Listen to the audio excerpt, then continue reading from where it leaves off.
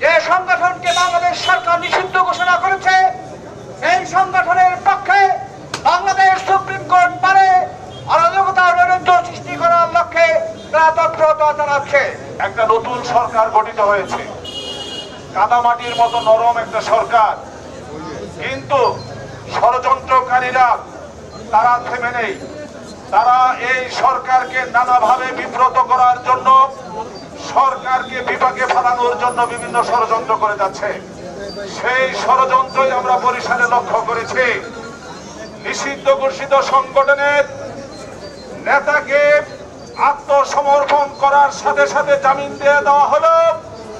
আর এই নিষিদ্ধ ঘোষিত সংগঠন দ্বারা যারা 15 বছর নির্যাতিত হয়েছেন, তারা প্রতিবাদ করলেন, এই কারণে তারা মামলার আসামি হয়ে গেলেন এবং তাদেরকে গ্রেপ্তার করার চেষ্টা করা হলো। অবশেষে সভাপতিকে তার দপ্তর থেকে ধরে নিয়ে যাওয়া হলো। বহু অকাম করেছেন, বহু অন্যায় করেছেন, বহু নির্যাতন করেছেন।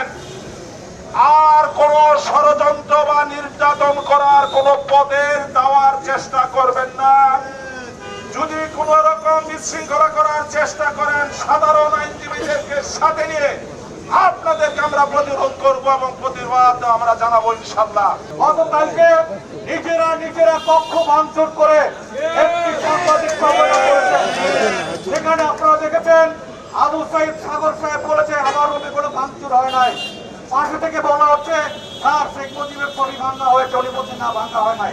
তারপর ওনাকে জোর করে বলানো হয়েছে আমরা ছবি ভাঙা কক্ষ ভাঙার রাজনীতি করি না, আমরা সুপ্রিম কোর্ট ইউনিটকে একটি শান্তিপূর্ণ ক্যাম্পাস হিসাবে দেখতে চাই। এজন্য আমাদের যা করার করব। আমাদের মাননীয় প্রধানমন্ত্রী সম্পর্কে কটূক্তি করেছেন। আপনারা কত বড় উদ্ধত আচরণ! এখন পর্যন্ত গণতান্ত্রিক সরকারের 1 মাস পূর্ণ হয় নাই, এখনই আপনারা শুরু করেছেন।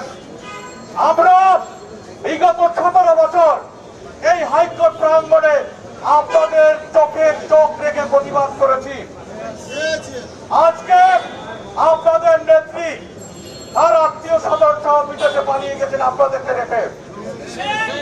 গত 5ই আগস্ট 2024 সালের পর আমরা ভেবেছিলাম আপনাদের শিক্ষা হয়েছে, আমরা আইন অঙ্গনকে শান্ত রাখার চেষ্টা করেছি। এখন তো মনে হচ্ছে কুকুরের পেটে ঘি হজম হয় না। আমরা এই সভা থেকে স্পষ্ট ভাষায় বলতে চাই, শান্তিপূর্ণ পরিবেশ বজায় রাখার জন্য ভূমিকা রাখুন, অন্যথায় সমুচিত শিক্ষা আমরা দেব।